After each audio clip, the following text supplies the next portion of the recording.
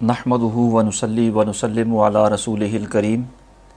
وعلی آلہ الطیبین الطاہرین اجمعین، اما بعد فاعوذ باللہ من الشیطان الرجیم، بسم اللہ الرحمن الرحیم۔ فمن شہد منکم الشہر فلیصمہ، صدق اللہ مولانا العظیم۔ بعد از حمد و ثنا سورہ بقرہ کی 185 نمبر آیت مبارکہ کا دوسرا حصہ آپ نے سماعت فرمایا۔ اس سے پہلے ابتدائی حصہ میں ارشاد باری تعالیٰ ہے، رمضان کا مہینہ وہ بابرکت مہینہ ہے جس میں قرآن مجید نازل کیا گیا، جو لوگوں کے لیے ہدایت، رہنمائی اور فیصلہ کی روشن باتوں پر مشتمل ہے۔ تو یہاں ارشاد فرمایا، فمن شاہد منکم الشہر فلیصمہ، تو تم میں جو کوئی یہ مہینہ پالے ضرور اس کے روزے رکھے۔ اتنے حصہ میں توجہ طلب جو لفظ ہے وہ یہ ہے، من شاہد منکم الشہر، کہ تم میں جو یہ مہینہ پالے وہ اس کے روزے رکھے۔ تو مہینہ پانے سے شہود شہر سے مراد کیا ہے؟ اس سلسلے میں مفسرین کی بنیادی طور پر 3 آراء ہیں۔ پہلی رائے یہ ہے کہ شہود شہر سے مراد یعنی مہینہ پا لینے سے مراد یہ ہے کہ مہینہ آنے کا علم ہو جائے۔ تو جسے ماہ رمضان کی آمد کا علم ہو جائے، پتہ چل جائے کہ رمضان شروع ہو چکا ہے، وہ اس مہینے کے روزے رکھے۔ اور شہود بمعنی علم کا ہونا،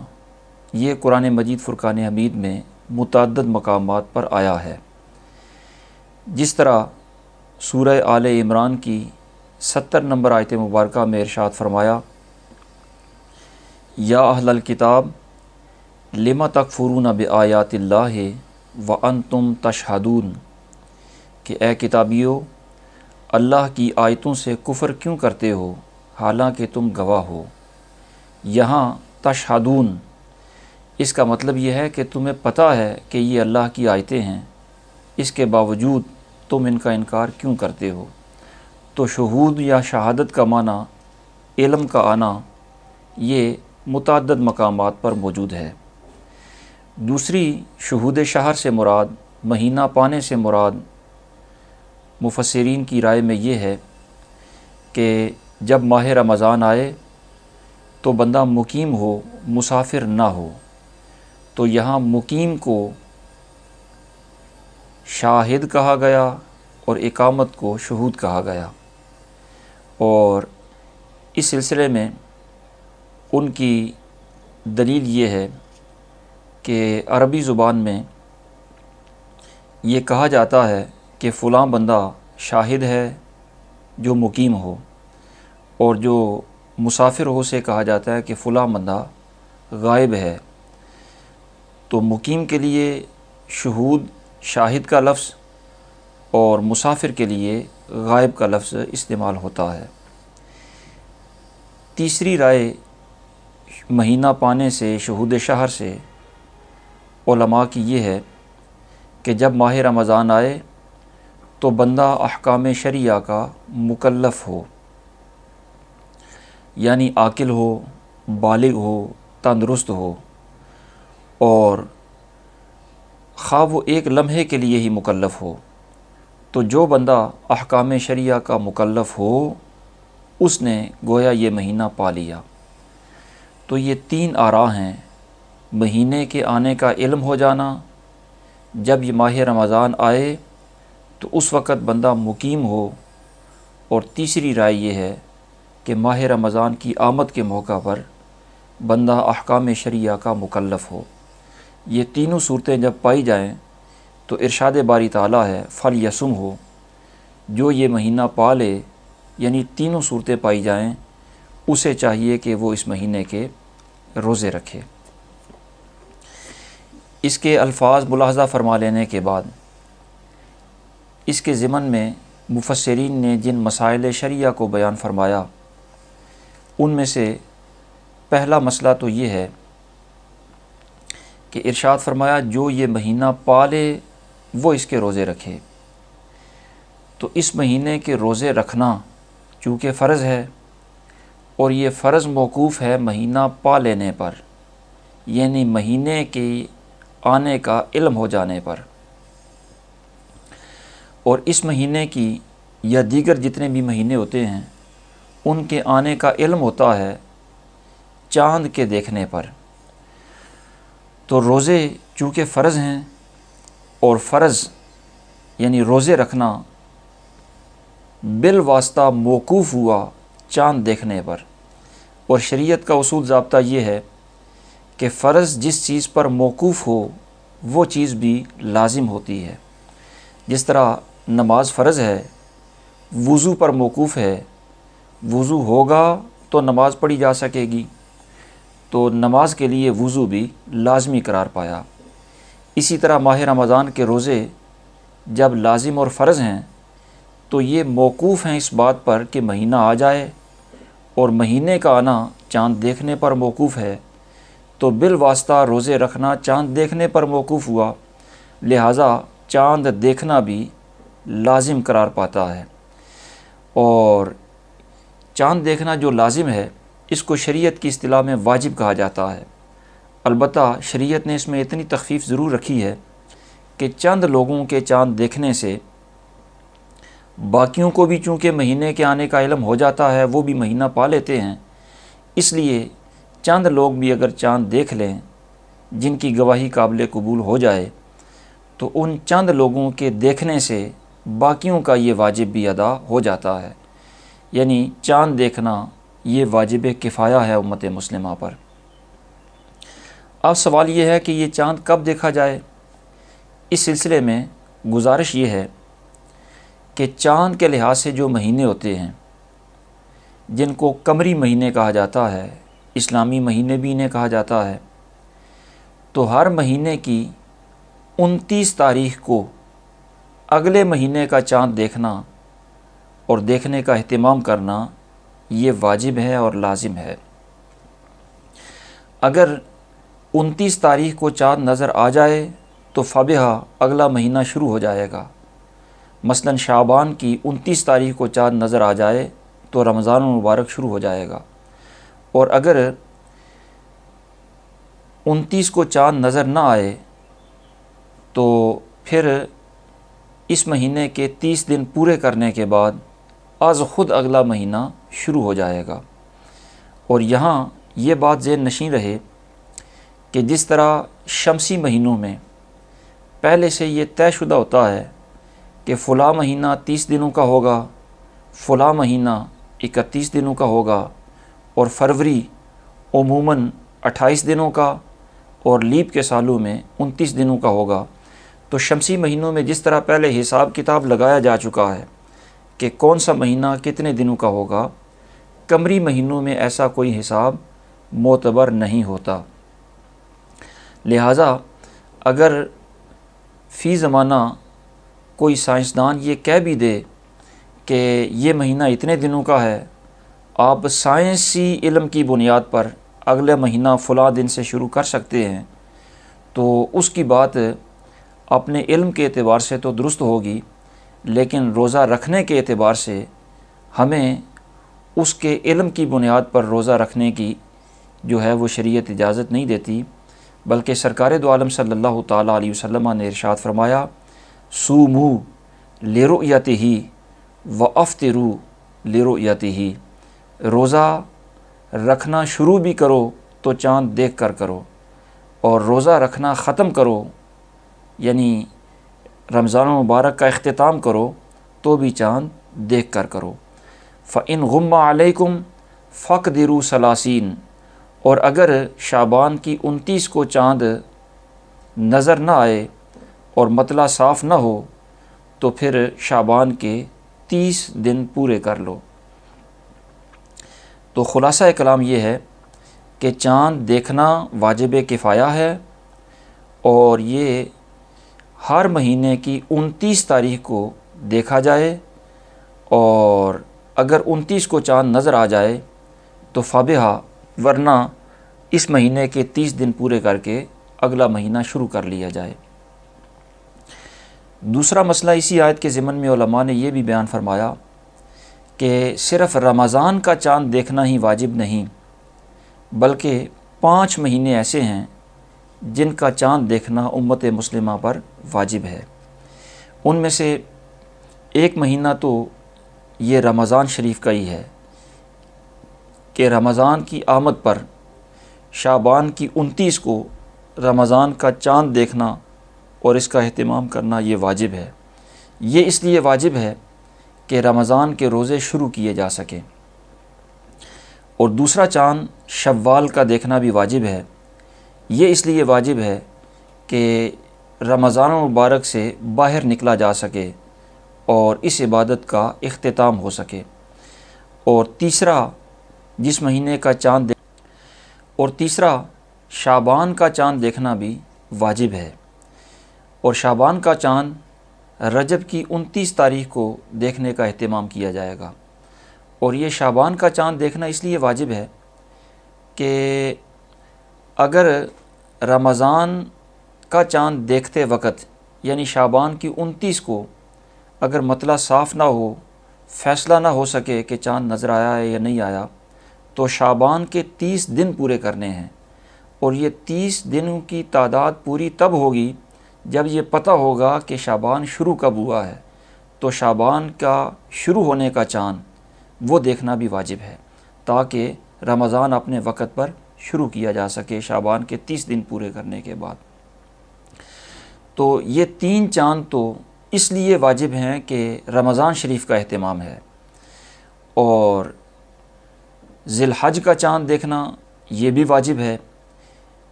اس کے وجوب کی وجہ بھی واضح ہے کہ حج کے دن کا تعین کیا جا سکے، قربانی کے دن کا تعین کیا جا سکے، اور ذی الحج سے پہلے ذیقات کا چاند دیکھنا بھی واجب ہے۔ اور یہ اس لیے واجب ہے کہ اگر ذی الحج کا چاند دیکھتے وقت فیصلہ نہ ہو سکے کہ چاند نظر آیا یا نہیں آیا، تو پچھلے مہینے کے 30 دن پورے کر کے ذی الحج کا فیصلہ کیا جا سکے۔ تو 5 مہینوں کا چاند دیکھنا تو از حد ضروری ہے، اور باقی مہینوں کا چاند دیکھنے کا بھی اہتمام کرنا چاہیے۔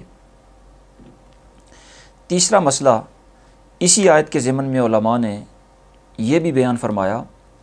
کہ کتنے لوگ چاند دیکھیں تو یہ فیصلہ ہو جائے گا کہ چاند نظر آ گیا ہے اور پوری قوم کو اعلان کر دیا جائے۔ اس سلسلے میں گزارش یہ ہے کہ اگر تو مطلع صاف ہو، یعنی آسمان پر نہ ہی کوئی گرد و غبار ہو اور نہ ہی کوئی بادل وغیرہ ہوں، بالکل صاف مطلع ہو،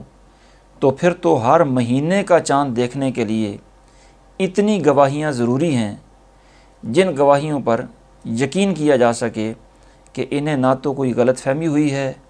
اور نہ ہی یہ کذب بیانی کر رہے ہیں، اور ان کی گواہیوں پر یقین کیا جا سکے، یعنی جمع غفیر کا گواہی دینا یہ لازمی ہوتا ہے۔ اور اگر مطلع صاف نہ ہو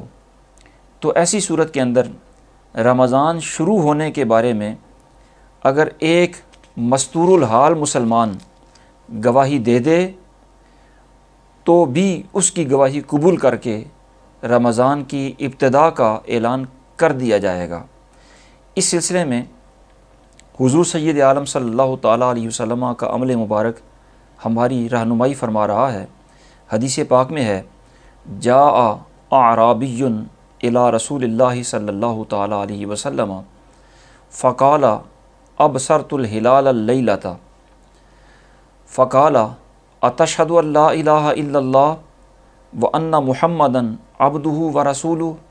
قال نعم، کہ ایک دیہاتی حضور کی خدمت میں حاضر ہوئے اور عرض کرنے لگے کہ آج رات میں نے چاند دیکھا ہے۔ حضور نے فرمایا کہ کیا آپ اللہ کی وحدانیت اور میری رسالت کی گواہی دیتے ہیں؟ انہوں نے کہا جی دیتے ہیں۔ تو حضور صلی اللہ تعالیٰ علیہ وسلم نے حضرت بلال حبشی سے فرمایا، یا بلال اذن فی الناس فلیصوموا غداً، کہ اے بلال لوگوں میں اعلان کر دو کہ رمضان شروع ہو چکا ہے، صبح روزہ رکھیں۔ تو یہ جو دیہاتی آئے ظاہر مستور الحال ہیں، اور ان سے تبھی پوچھا جا رہا ہے کہ آپ توحید و رسالت کی گواہی دیتے ہیں؟ انہوں نے کہا کہ دیتا ہوں۔ تو اس مستور الحال دیہاتی کی گواہی پر رمضان شروع ہونے کا فیصلہ کر دیا گیا کہ انہوں نے کہا کہ میں نے چاند دیکھا ہے۔ تو اگر مطلع ابر آلود ہو تو رمضان کا چاند اگر مستور الحال مسلمان بھی دیکھے اور گواہی دے دے تو اس کی گواہی پر رمضان شروع ہونے کا فیصلہ ہو جاتا ہے۔ اور رمضان کے علاوہ خواہ شوال کا چاند دیکھنا ہو، خواہ کسی اور مہینے کا چاند دیکھنا ہو، ایسی صورتحال کے اندر اگر مطلع ابر آلود ہو تو کم از کم 2 مردوں کی گواہی یا 1 مرد اور 2 عورتوں کی گواہی یہ لازمی ہے۔ پورا معیار گواہی کا رکھا جا رہا ہے، اور وہ گواہ بھی ایسے ہوں کہ عادل ہوں، آزاد ہوں، اور ان میں سے کسی پر بھی تہمت زنا کی حد قائم نہ ہوئی ہو، اگرچہ وہ توبہ بھی کر چکے ہوں، اور وہ گواہی دیتے ہوئے لفظ گواہی اشہدو کا وہ ذکر بھی کریں، تو ان کے لیے کڑی شرائطیں ہیں، پورا معیار گواہی کا ہے۔ تو باقی 11 مہینوں کے لیے گواہی کا یہ معیار ہے مطلع ابر آلود ہونے کی صورت میں بھی، اور رمضان شروع ہونے کی صورت میں 1 مستور الحال کی گواہی بھی قابل قبول ہوتی ہے۔ اسی آیت کے ضمن میں علماء نے یہ مسئلہ بھی بیان فرمایا کہ چاند کا ثبوت جس طرح خود چاند دیکھنے سے ہوتا ہے، اسی طرح دیگر بھی متعدد ایسے ذرائع ہیں جن سے یہ ثابت ہو جاتا ہے کہ چاند نظر آ چکا ہے۔ ان میں سے پہلا طریقہ تو یہ ہے کہ جس نے چاند دیکھا ہو وہ آپ کے سامنے آ کر گواہی دے کہ میں نے چاند دیکھا ہے، اور وہ گواہ معیار پر پورے اترتے ہوں تو اس کی گواہی قابل قبول ہوگی، چاند دیکھنے کا فیصلہ ہو جائے گا۔ دوسرا ذریعہ یہ ہے کہ جنہوں نے چاند دیکھا